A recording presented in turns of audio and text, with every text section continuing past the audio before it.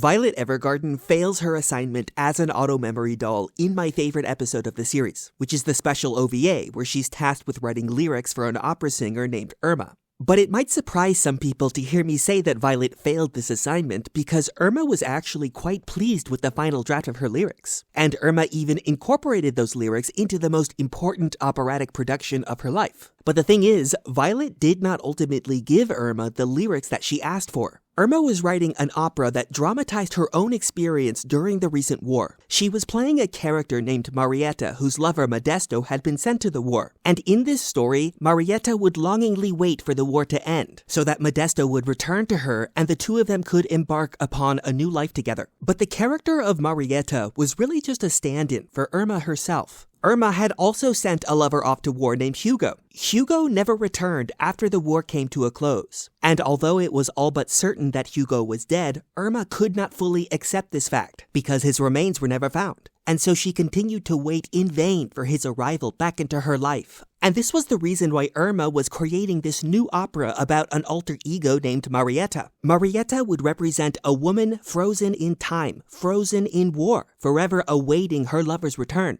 And this would express Irma's own condition of denial, unable to move on from the war and the man whom she lost. And Violet Evergarden was assigned the task of writing lyrics for the opera's final song. It was to be a love letter that Marietta would write to Modesto, which would express her yearning for Modesto to return. But when Violet tried to write this letter, it turned out that every iteration that she drafted would prove unacceptable to Irma, for reasons that not even Irma was able to articulate. But after many failures, Violet finally diagnosed the problem with the letters, and the problem was that they expressed a lie. Because deep down, Irma understood that her lover Hugo was dead, and yet she continued to live in denial of this fact. And the opera that she intended to write was itself an expression of this denial. Irma had created a fictional world that would be frozen in the war, and she placed herself inside this fiction so that Hugo would remain alive. But Violet Evergarden eventually realized that this story was holding Irma back. It was blinding her to the truth of death.